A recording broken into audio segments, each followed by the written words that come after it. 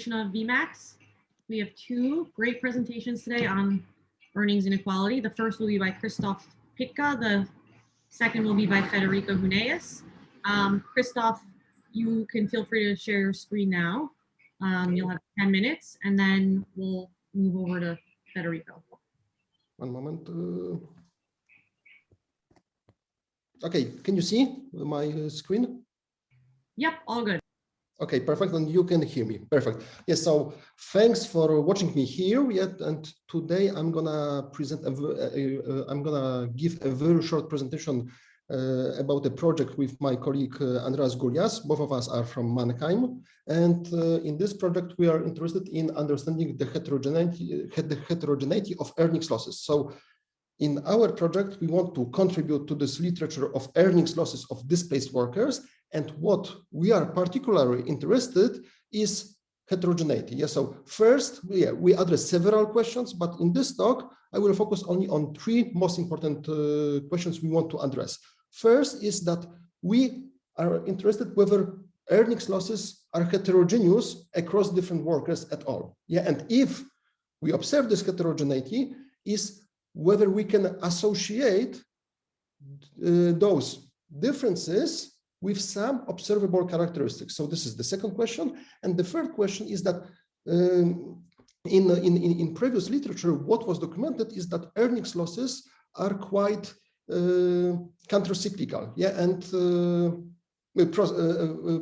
procyclical. Yeah, so in booms they are lower than in a recession, and in here we are interested whether what's the true effect of recession and what's the effect of the fact that maybe different workers are displaced in recession and in expansion. Yeah, so we address all those three questions, and in particular we try to use the recent techniques from machine learning literature to answer all those questions. Yeah, so this is it. Yeah, and in our project we use social security data in Austria from last 3 decades, and we follow also empirical literature in this way that to minimize the issue of some selection of displaced workers, in our analysis we focus on mass layoffs. Yeah, so this is it. This is a setup of our project,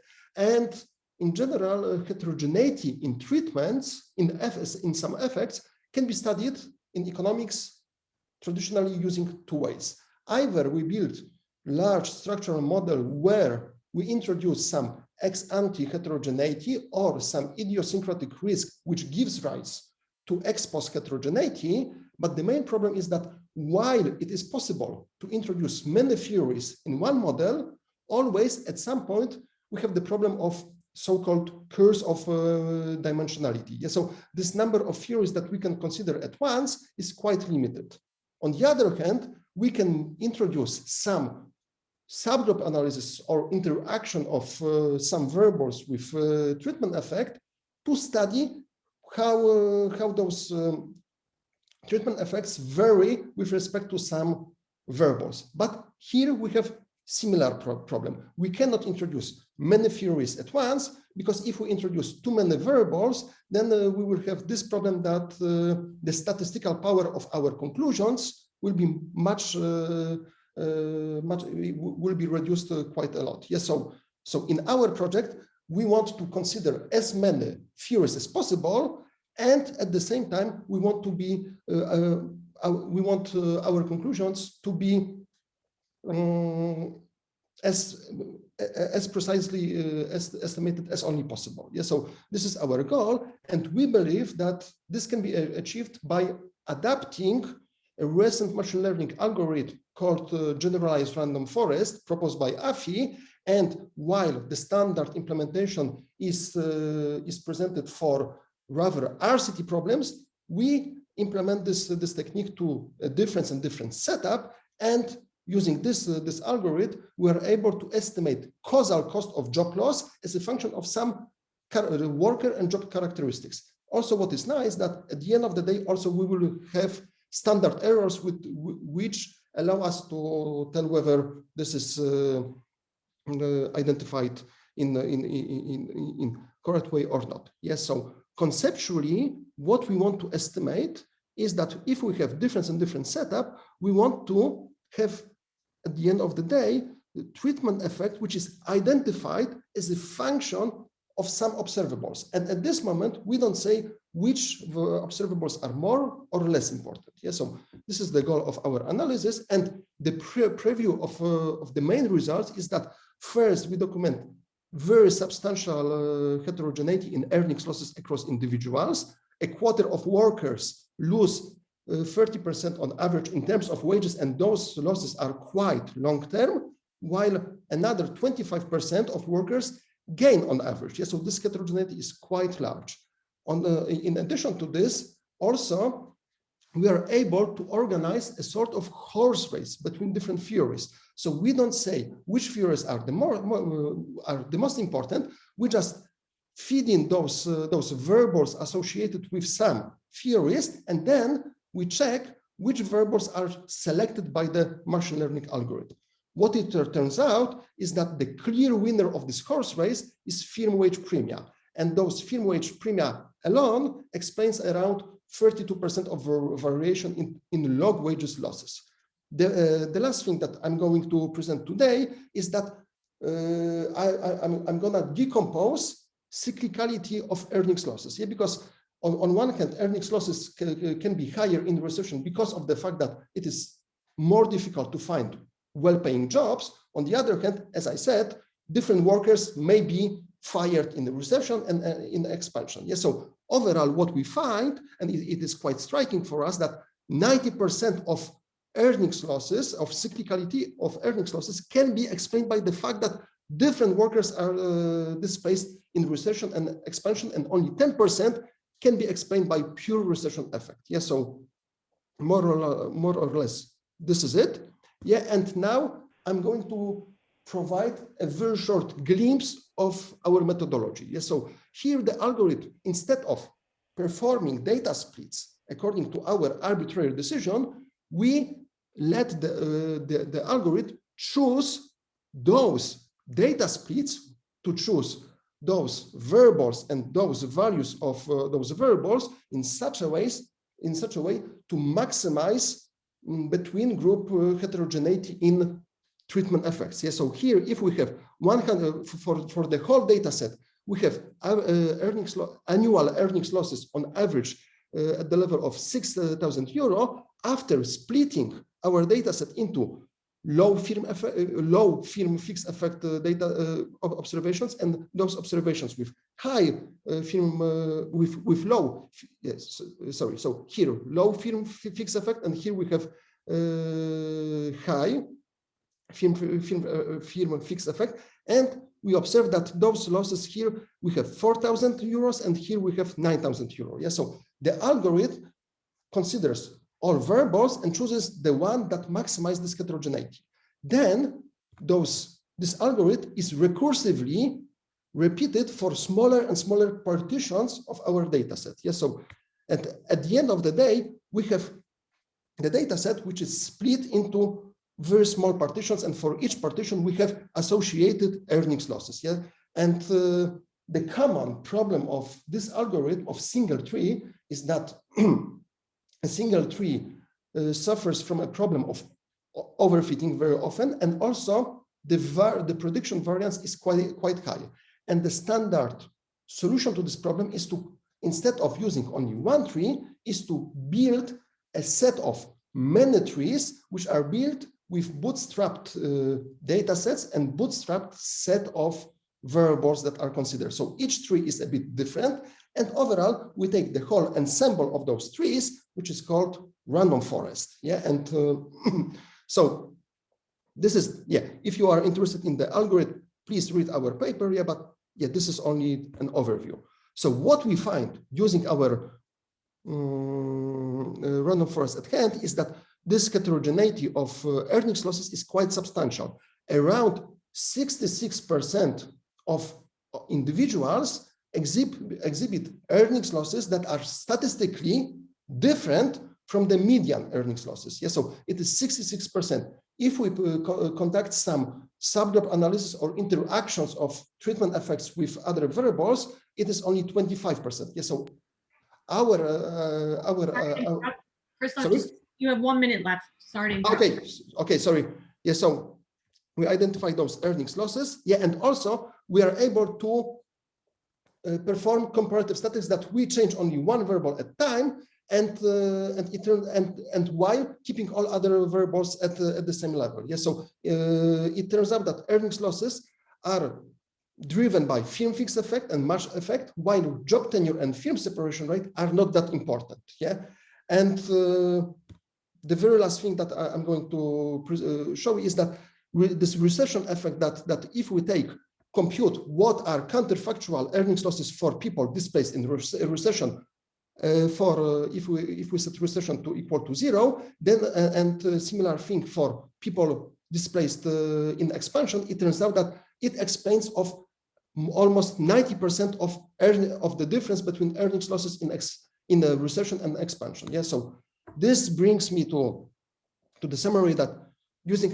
this algorithm, we document substantial heterogeneity. The most important variable is wage premia, and cyclical losses are mainly explained by compositional difference rather than a pure recession effect. Yeah, and here, if you want, you can visit this website to open this web app when you can estimate, you can play around with our random forest. Yeah, so thank you so much.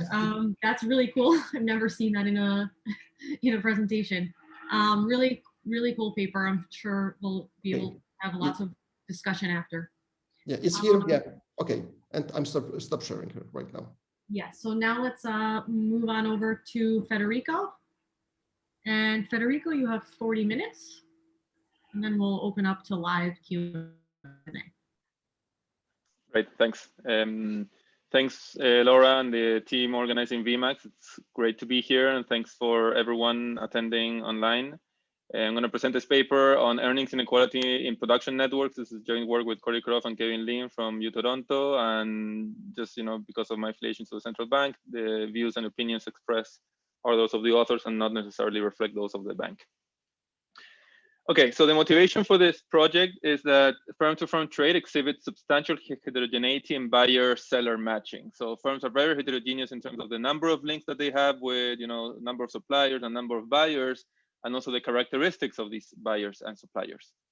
This has been an important pattern to understand firms, and this has been shown in recent years, recent literature, yet we know little of its relevance for workers. The firm-to-firm trade can affect employment and worker pay by shifting firms' demand and inputs. So for example, the adoption of intermediate inputs could substitute for workers and reduce employment. And also new intermediate customers can boost scale of the firm and thus employment. And then this variation in employment can affect pay depending in part on firms' monopsony power on workers. So these interactions, we claim that they're important and relevant in the context of increasing fragmentation of production within and across countries. And second, increasing income inequality in both developed and developing economies. So what we want to do is develop a framework of firm-to-firm trade and labor markets to study the sources of earnings inequality, and in particular, the role of firms in shaping earnings inequality. And second, the effect of productivity shocks on earnings, and in particular, which workers in the supply chain benefit from these shocks. So in some sense, it's going to be connected to Krzysztof's previous talk in the sense that we're going to think about the role of these firm-specific wage premium, but we're going to sort of open them up and see how important are, firm-to-firm trade in shaping this firm premium and thus shaping earnings inequality. So the outline of the talk, I'm gonna briefly say something about the data. We use administrative microdata from Chile between 2005 and 10. It's a combination of employee-employee, firm-to-firm, and firm production data. Then we developed this framework to think about this data set that, the framework is very flexible. It has heterogeneous firms and workers with work for complementarities. The firm-to-firm production network is going to imply a network structure that's going to matter for firm outcomes. And then the labor market power is going to imply that these firm outcomes are going to matter for worker outcomes. So we need to have these two ingredients in order for our story to make sense. Then we're going to take the model to the data. We're going to estimate it. We're going to estimate the key elasticities, the labor supply elasticity, the product demand, and the labor material substitution elasticity. And the model, you know, it's going to have these worker abilities, firm characteristics, and network characteristics, and we're going to estimate those as well. And then we're going to go to the main sort of counterfactuals. The first one is going to be decomposing earnings inequality, and in particular asking how important is production network heterogeneity, what I was what I was motivating in the previous slide. How important is that for earnings inequality? And we're going to find that networks account for 21% of earnings inequality, compared to around 11% that's going to be accounted for by productivity. So it's a significant amount of what earnings inequality, of what production network can account for earnings inequality. And then we're going to think about the incidence of productivity shocks. We're going to have structural estimate of the effect of productivity shock on the firm that is receiving the shock, and also the network pass-through of that shock on other firms in the supply chain. We're going to find that the own pass-through is around 35%. And the network interactions are going to dampen the own firm pass-through because of sort of effects that are going to run through suppliers and buyers and kick back the firm that received the shock originally. And those interactions are going to dampen up to 9%, this 35%. And then we're going to sort of, in doing that, we're going to estimate the pass-through to direct suppliers, which is going to be roughly 35%, up to 33%, sorry, times sort of how important that supplier is. And also to direct customers, which is going to be like 21%, up to how important that customer is for the firm.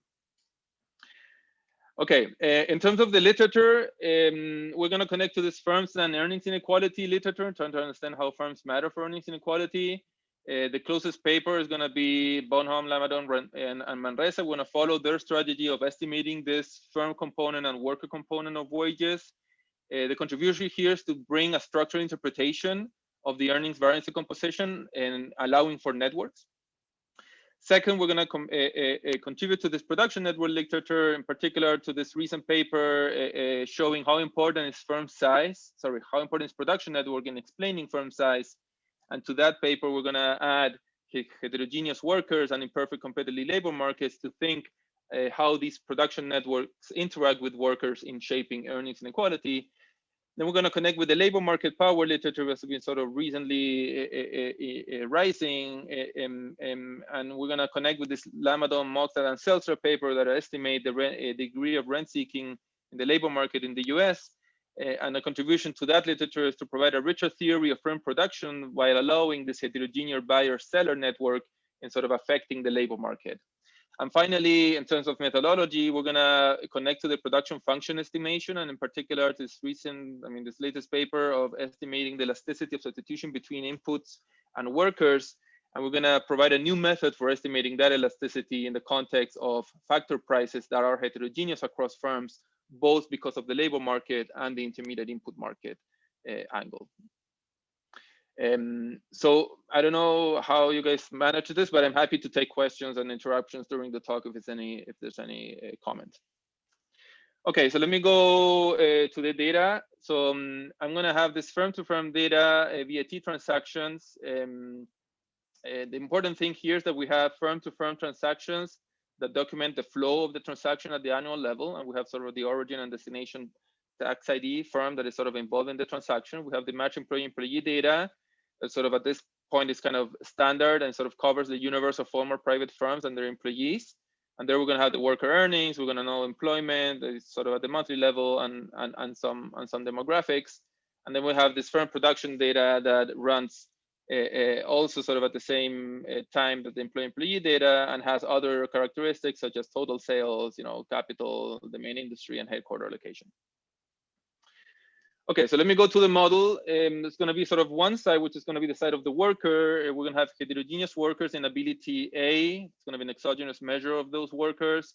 Workers are going to derive utility from three sources: consumption goods, amenities offered by employers, and idiosyncratic preferences over employers. And this is going to be the source of market power. And then they're going to observe ability-specific wage offers made by each firm and then choose the employer. And firms, on the other hand, are going to be heterogeneous in productivity, in amenities, and network connections. And they're going to produce output by combining workers of different abilities with intermediate inputs. And they're going to set ability-specific wages to hire workers, and they're going to source materials from suppliers in the production network. What's important, just to set expectation, the network is going to be exogenous. There are a couple of challenges in making the network endogenous in the context of imperfectly competitive labor markets. but I'll talk about this more in detail in a minute. And then these firms are going to sell output to both final customers and intermediate customers in the network.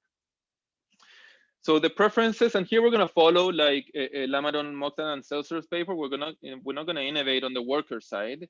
They're going to have this heterogeneity in ability. They're going to get utility from wages, from the amenity that the firm I is offering to the worker of ability A. They're going to get transfers, aggregate transfers coming from profits, and they're going to have the stage shocks.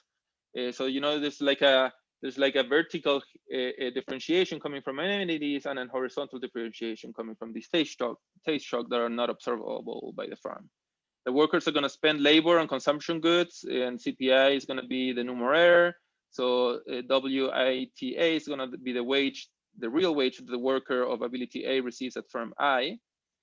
And then there's going to be aggregate final demand, which is going to follow the standard form given the CS structure, where ET is going to be the aggregate consumer income and PFTI is going to be the price charged by firm. And then there's going to be this epsilon that's going to be the cross-sectional distribution of taste shock, and it's going to follow a Gumbel extreme value distribution. It's going to be parameterized by the inverse variance beta and the inverse correlation rho. And as I said, epsilon is going to be unobservable to firms. Then we have the firm level labor supply. So given those assumptions, the supply that a worker A provides to a firm I is going to be equal to this kappa shifter and the wage up to this parameter gamma, and gamma is going to be equal to beta over rho. So this is the labor supply elasticity. This is the relevant parameter. It's going to be more elastic if shocks are less dispersed. So beta is higher or more correlated across firms. In the limit, if shocks are not dispersed and we go to a value of beta infinity and then gamma is infinity, we're back to a world of perfect competition. And then we have the labor supply shifter. That's going to be a combination of the labor stock we have in the economy, the labor market competition across firms for any given ability, and then the firm amenities.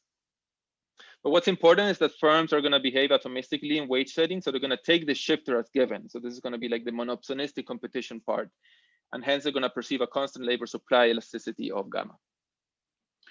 Okay, so in terms of production technology is going to be a combination of a TFP shock, quantity of workers of ability A hired, a labor augmenting productivity omega, a phi AI, a function that's going to allow for worker firm complementarity. So I'm going to shift the productivity of different ability workers in different firms. Then I'm going to hire materials, MITA, and then there's going to be an elasticity of substitution, the CS structure between labor and materials, and lambda is going to be the weight on labor in production. Okay, and we can accommodate capital if it's statically chosen, but I'm not going to do that in this talk. Then intermediate inputs, MITA is going to be combining inputs from suppliers across different sets of suppliers that firms have. Firms are going to be heterogeneous in the set of suppliers. They're going to get these inputs purchased from each of the suppliers, and then those inputs are going to be scaled by this relationship to specific productivity that's going to be per firm level of variation. And so total demand of the firm can be sort of characterized through these objects. In particular, this is going to be the expenditure on total material costs. And CIT is an important object, which is going to be the ideal price index on the inputs that you have from your suppliers. It's going to vary because of the price of itself, but it's also going to vary because of this relationship productivity, and also vary because of the heterogeneous sets of suppliers that firms have. And then we're going to define this buyer effect, which is going to be a combination of the price index and the total expenditure that's going to come from the relationship that the firm has with their suppliers. And then on the output side, it's going to follow sort of a similar logic. Firms are going to sell output to customers in the network. Then the customer set is going to be heterogeneous. The output market structure is going to be monopolistic competition. So each firm is going to choose the price for each customer to maximize profits and take as given the price set by all other firms. What's important is that we find in this context that, even though the price could be heterogeneous across buyers, it's not going to be heterogeneous. It's going to be heterogeneous across who is selling the good. And then given this, we're going to define this object, which is going to be the seller effect. That's going to come from sort of the heterogeneity of who is selling the good in terms of what price that good is sort of being offered for. And then sort of profit maximization, we're going to have standard output measures being as a function of total demand and the price of selling. And what's nice here is that the total demand is going to be a combination of the final demand and the combination of all the intermediate demand that the firm is receiving from all the customers that the firm has. And so given this, you have the profit maximization problem subject to, total profits minus, total output minus labor cost and material subject to the labor supply curve and the production technology. Okay. So in terms of wage determination, this is something important. Wage are going to be a constant markdown of marginal revenue product of labor. So it's going to be this markdown that's going to be a function of gamma. And then you're going to have this sort of firm worker complementarity function, and then this WAT. And the WAT is sort of the key object. It's going to be this firm effect that's going to depend on the productivity, both TFP and labor augmenting and this phi term on amenities and the network variables, DT, CIT. So you can write it this way. And so then the network demand, which I was talking about before, is going to be the sum of the demand shifter across downstream network connections. So you can see sort of the recursive structure here. Your demand shifter is going to be a function of the demand shifter of your customers and the supply shifter of all those customers. And sort of the same logic is going to apply sort of upstream. The intermediate input price index from upstream network connections, CAT, is going to be a function of sort of the characteristics of those firms upstream, and also those the demand and the supply component of the network upstream. So sort of the logic here, you can see sort of in a nutshell what we're going to exploit. The network is going to determine through D and CT is going to determine this WAT, this firm component of wages, and that in turn is going to affect the wage that the worker is receiving. So one question that is sort of typical here is to think about whether size is a sufficient statistic for the firm effect. So you can show through a lens of the model that the firm effect is going to be sort of a function of total sales of the firm, but also a function of the input mix that the firm has, sort of the relative prices of intermediate inputs to labor, and also the amenities and the worker firm complementarities. So in general, two firms with identical size can differ in firm effects because of this sort of composition of intermediate input relative to workers. And so also the other primitives such as, amenities, they can sort workers into different firms and therefore affect, even controlling for size, the wage that these workers will get. So firm size in general is not a sufficient statistic for the firm effect. So you need to have all these other characteristics to be equal in order to get the results of sufficient statistic, which is something that other people have been studying. So for example, Bernard, they decompose the firm size into the production network, but they kind of show that that's going to be sort of sufficient to sort of capture all the heterogeneity of the production network. In our case, size is not going to be sufficient statistic. You're going to need a little bit more in order to understand how networks shape wages. Okay, so let me go to the estimation. I'm not going to have so much time to tell you all the details. So I'll just tell you the outline of the assumptions and the strategies we follow. So worker ability is going to be comprised of a permanent component, a transient component, and this is going to be sort of necessary given the previous literature, and how to estimate these components. The labor productivity is going to be a combination of the permanent component of workers up to this theta parameter, theta I, which is going to capture the worker firm production complementarities. And then there's going to be this amenity that's going to only be a function of the permanent component of worker characteristics, of worker abilities. And for identification for theta, we need to have that worker sorting cannot depend on unobserved time-varying characteristics of ability of the worker. It can only be sorted through the permanent component. Then there's going to be this relationship productivity component that we sort of separate into a buyer and a seller effect, and then a residual term that's going to be IAD across firms and time. The firm productivity variables are going to follow a stationary first order macro process that's going to be needed for the production function estimation, which is sort of standard in production function literature. And then the firm level productivity shocks and worker level ability shocks are going to be orthogonal to each other. So again, firms can sort with workers in terms of permanent characteristics, but not in terms of the shocks that they receive. Okay, so the strategy, so the outline for estimating the labor supply elasticity gamma, we're just going to follow LMS here and sort of looking at pass-through of firm wage bill shocks on worker wages of stayers. Second, the worker ability, the firm-specific determinants of earnings are going to be following sort of this BLM, Bonhomme, Lamadon, Manresa's work. And the idea here is that the worker firm effect is going to sort of be the combination of the complementarity and the permanent component. The firm effect is going to be this WAT, which is generally like a black box. Here in this theory, we were sort of providing a micro foundation for this, and then the residual, which is going to be the time invariant component of abilities. The network demand shifter, the efficiency sort of the shifter and the relationship productivity is going to be estimated from decomposing firm-to-firm sales into buyer and seller effects. And here the idea is that the buyer effect is going to be capturing sort of shifts in this delta, and the seller effects is going to sort of capture the shift on the cost of selling goods. And then the labor material substitution elasticity, epsilon, and the labor productivity, omega. Here we're going to sort of do kind of an improvement to the previous literature and production functions, because we're going to identify, you know, both the relative prices, both the price of labor, which is going to be estimated from this WAT, and the price of intermediate inputs, which is going to be the CIT. So these are going to be heterogeneous across firms. And then combining these two things, we can run sort of the correct production function estimation by using these ideal prices. Usually, you know, in this literature, even if people have prices, they kind of just build a measure of price and they just run these regressions to get at these sort of labor material substitution elasticities. Through the lens of our theory, we sort of find that these are sort of the correct theoretical object that we need to run.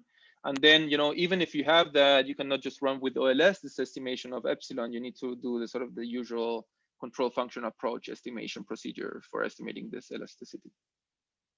But the important thing is that we're going to correct for the price factor price aggregation that the theory suggests that we should be using. And then for the demand price elasticity sigma, this is going to be aggregated from aggregate data from firm sales to profit ratio. We don't have price data to do this better. Amenities are going to be like a residual. It's going to be everything that, you know, given wages, it's going to explain heterogeneity in employment. So whatever doesn't explain, it's not explained by wages and employment, it's going to be explained by these amenities. And then the TFP is going to be sort of identified from the firm effect on worker earnings decomposition.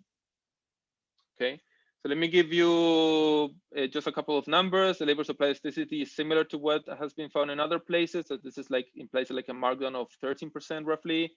The production elasticity is 3.6, and the labor material substitution elasticity is 1.5. In terms of the decomposition of earnings, you know, earnings can be decomposed into the worker effect. In the data, this is around 57. The model is 53. The firm effect is around 11 in the data. It's 10 in the model. The covariance between these two is 20. And interaction terms are not really so important quantitatively here. And then we have a residual. So roughly the model is able to replicate this in the data. We have this network matching that we recover from the data. So you can see that, you know, larger firms, based on all these characteristics, tend to have more customers and suppliers, and that's something that we sort of back out from the data and apply to the model. And then there are a couple of moments that we do kind of a really good job, although there's some things that we can do a bit better in terms of, you know, like the size premium of wages. Okay, so let me go to the main counterfactual. We decompose earnings inequalities, so studying how important production network heterogeneity is for that. Compared to other sources of heterogeneity, the ones that I already explained. And we're going to simulate the counterfactual earnings with various dimensions of heterogeneity shutdown. Okay, so this is sort of the main result. If you take a look at the first column, you know, this is total earnings variance. The total earnings variance can be decomposed into the role that these different objects account for that. And you can see here that, you know, the network heterogeneity, so the sum of these two numbers, account for around 21% of total earnings variance. The supplier heterogeneity actually matters a bit more than the customer heterogeneity. But, you know, what's important here is that the heterogeneity in own firm characteristics, such as, you know, productivity, production complementarities, amenities, explain around at 12%. So significantly less than what network accounts for this heterogeneity in earnings. And what's important, just to give you one number, is that this heterogeneity in the network really matters for the sorting component. So the sorting component, you know, really goes down if you shut down this dimension of heterogeneity, whereas for the firm effect, sorry, the other way around. So it matters a lot for the firm component of wages. Okay, and let me finish with this who gained from productivity growth exercise. So consider a firm I that receive a TFP shock and look at the effects of what happens to buyers and suppliers. And here we're going to focus on this WAT. That's going to be sort of the sufficient statistic to look at the effects of how network affects wages of workers. And so the first order effects for any pair of firms, I and J. So looking at the effects on J, on a TFP shock on J, on a worker wages on I, it's going to be calculated given the elasticities that we have. So these sort of are the sufficient elasticities that we need. The share of each seller sales accounted for by each buyer, and the share of each buyer materials accounted for each seller, and then the material share of costs. Okay. So the own pass-through, we're going to find that it's around 35%. Increase in T increases the marginal revenue product of labor and then wages. But this is going to treat DAT and CAT, the production component of demand and costs, as given. So we're going to move this around now. So you can think, for example, in terms of the downstream pass-through, this TFP shock is going to lower prices of firm I. This lower prices are going to lower the material cost of the buyer. And by lowering the material cost of the buyer, that's going to raise wages of that buyer because of the scale effect and the substitution effect. So you have sort of two forces going in the opposite direction. The scale effect is going to want to sort of increase the employment and therefore increase the wages to sort of poach workers from other firms. But then the substitution effect, since epsilon is larger than 1, and materials got lower, then you would like to sort of substitute for materials and sort of reduce employment, right? So you're gonna have these two effects on employment going in the opposite direction, but it turns out that since sigma is greater than epsilon, the scale effect is gonna dominate the substitution effect, and therefore raises are gonna increase, wages are gonna increase. And you have sort of a similar logic with upstream pass-through, but I'm gonna skip that. But then at the same time, given this change in C of the buyer, the intermediate input cost of the buyer, that's gonna change the demand that buyer has on the firm that sort of originally received the shock. So it's going to be like a loop effect going back to that firm that received the shock originally, and it's going to dampen the effect up to 7% times sort of how important the share of the relationships are between these firms. So, as a summary, the network interactions are going to dampen the pass-through of TFP shocks to a firm's own workers. So it's going to dampen overall up to 9%. It's going to the effect actually downstream is actually going to be greater than the dampening upstream. But in order for this to sort of happen, you would need both the upward sloping labor supply curve, so gamma to be less than infinity, and the scale effects to be important. So sigma lower than infinity. Yeah. And you also have this network pass-through of positive TFP shock that's going to raise wages on other firms in the supply chain. So, the TFP shock is not going to only benefit the workers at that firm, but also the workers of firms that are related in the supply chain. And these are the numbers that we get out of our sort of analysis. But what's important is that we're sort of, these numbers just sort of like the direct effect on suppliers and buyers are directly linked to you, but you can think that, that's going to sort of propagate even further downstream and upstream. So in general, it's hard to characterize this given the structure that we have, but in a particular example, for example, in which sigma is equal to epsilon, so there's no downstream propagation because the scale and substitution effect cancel each other, you can account for this sort of effect of TFP shock on wages in any part in the economy by this sort of composite parameter, which is sort of a function of gamma and sigma, and also this Leontief inverse matrix of network sales shares that's sort of usually used in this network literature, but here we're sort of applying it to sort of looking at the effects of TFP shock on wages.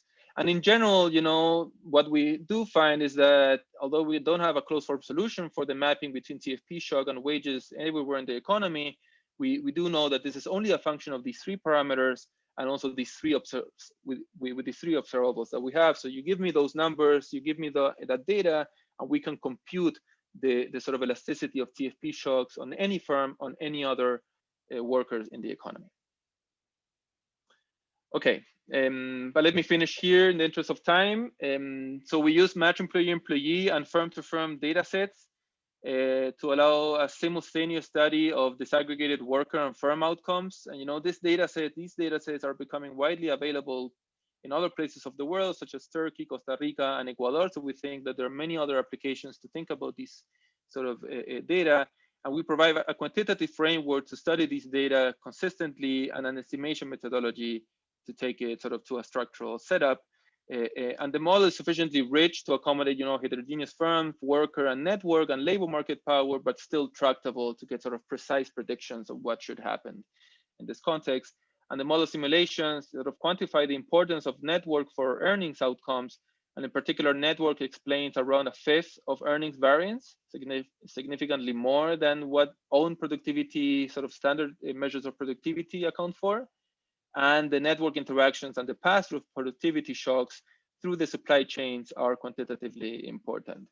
And we're working on an extension using this model and this data to think about questions of outsourcing. So we think that this sort of setup can be helpful for other types of questions, such as outsourcing. We're doing this with David Price, thinking about how firms hire labor or source labor indirectly from suppliers, and also questions about automation with Brad Setzler, in particular, thinking about firms having access to imported labor replacing robots, how that changes the firm premium, and how that in turn changes earnings inequality.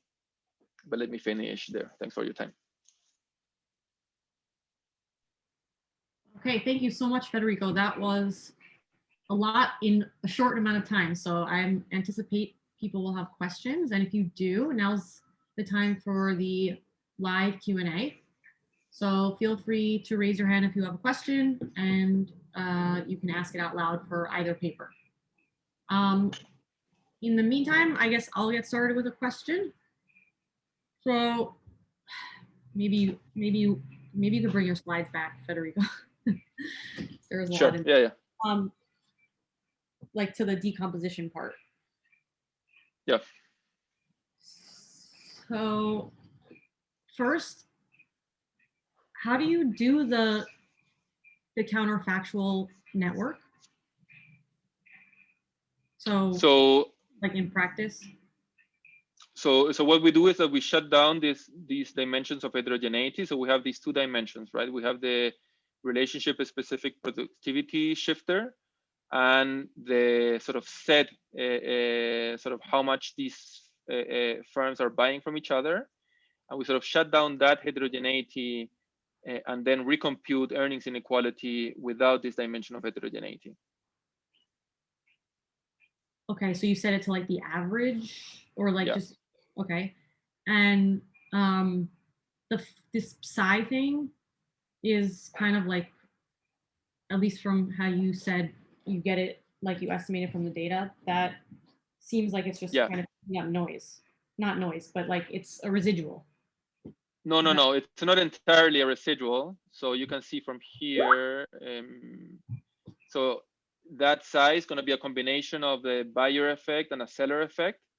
And these buyers and seller effects are going to come from things in that the model tells you what they are. So it's a component. The seller effect is kind of sort of coming from the prices that suppliers are charging, and the buyer effects is coming from all the demand that these firms are getting. And then you have the residual, but it's not that's just a residual. But it's going to be a combination of these three things. Okay.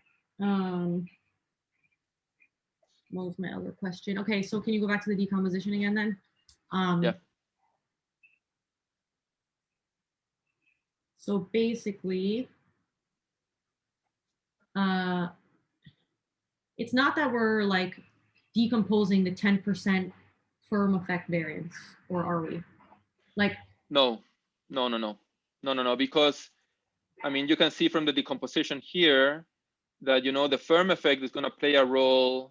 So firm effect in terms of WAT is going to play a role for like the pure firm effect, but it's also going to play a role for sorting, right? And it's also going to play a role for the interactions, right? So okay. The other paper without the whole like network part estimates a 10% firm effect, and now you're digging into splitting up that 10%. It also changes the other stuff. Exactly. Because I mean, if it were to be that, then the top, it could explain it would be 10%, right? But you can see that it explains a bit more than that. Right. And that comes from the fact that it's also changing the sorting that workers have across firms. Okay.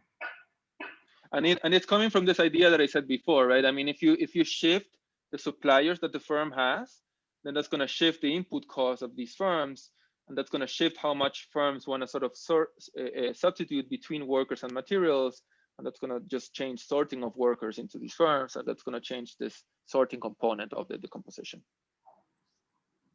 Yeah. Okay. So anyone with questions, don't be shy. Raise your hand. Please ask. Otherwise, I'll just keep asking questions, and you don't want to hear me talk all day. Okay, I'll just ask another question because I have more. Oh, sorry, I'm just reading the chat. So in the data, do you see, like, what's the evidence on the, like, pass-through of prices, like buyer-seller prices? Do you have, like, evidence on that? Yeah. So we're doing that exactly these days. Actually, we're using, standard shift share international trade shocks that we can sort of merge to this data to see, for example, what happens if there's a shock to export prices of a firm and how that sort of passes through to wages of workers, and to sort of provide more direct evidence on these objects. But we don't have those results yet. But this is something we're sort of adding to the paper to kind of connect it with sort of reduced form evidence on these pass-through shocks. Yeah, because I would imagine that maybe those prices are, like, kind of sticky with the buyers and suppliers, and that would then, make the effect on workers larger. Maybe. I mean, I don't know. You haven't solved that model, I guess. Yeah. But that's what I guess. Yeah. No, okay. I think that's interesting. I mean, in my previous work, I've been sort of looking at sort of how sticky these relationships are over time as a response to shock, and they certainly are sticky. So it's definitely true that, some of these shocks might sort of have a bigger effect given that sort of prices and linkages don't respond so fast to them, and therefore, has a bigger effect maybe on workers. Okay, any other questions from the audience on either paper? I had a question, Laura. Oh, go right ahead. Yeah, I was thinking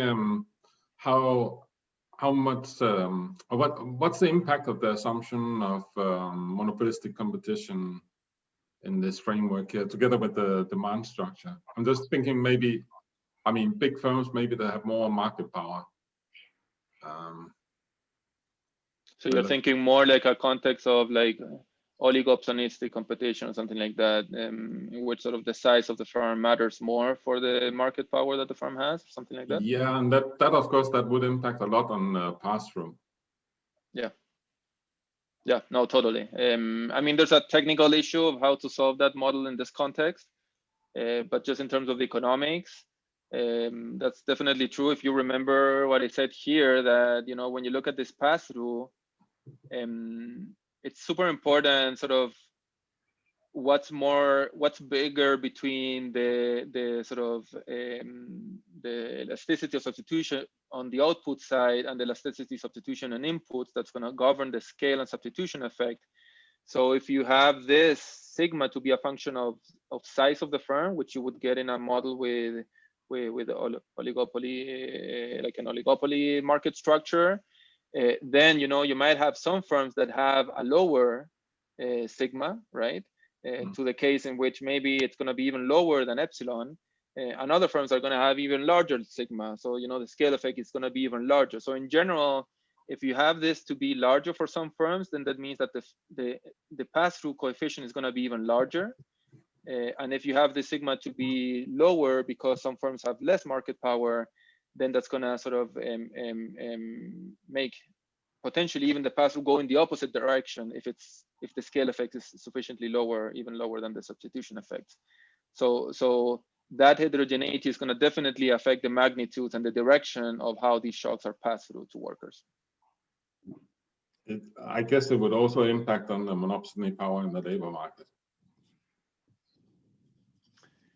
Well, I mean, yeah, so that's, I mean, there's like two separate things. So one is sort of thinking about granularity in this context. So if you have granularity and, you know, these firms are not taking these aggregate objects, these sort of equilibrium objects as given, and they sort of take into account their decision on that, on those objects, then you would get, you know, sigma to be heterogeneous across firm and also gamma, right? And that would sort of give you another kick on the heterogeneity on these pass-through coefficients and so on. And there's recent work sort of studying this, but you know, so in this context, it's already kind of struggling. It's kind of hard to solve this model, and kind of adding granularity sort of makes it like a computational problem in terms of solving it. But that's something that would be definitely interesting to add to this framework. But is it typically the case? So you said that larger firms, they have bigger networks. Yeah. But is that bigger networks with smaller firms, or yeah? So is there some asymmetry in the network there? Yeah. So this is the data. This is basically raw data. So, Yeah.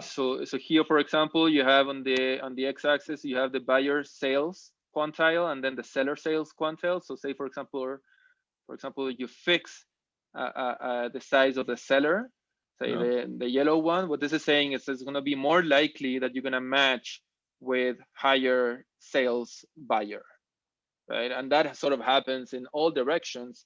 But you can see that sort of the level for like small firms is that sort of they are not really buying from small firms, right? They're sort of, these sellers are sort of selling really to big firms. So sort of this is a kind of a standard pattern that people have found in network, in the sense that large firms, they match with small and large, but smaller firms, they usually match more with large firms. Mm-hmm. And if you combine those two things, what you're going to get is that, you know, you're going to get a negative assortativity in terms of sales. If you take the sales of yourself and sort of the average sales of your customers, you're going to get a negative coefficient in the data and in the theory. And this is coming from this feature that I was just telling you.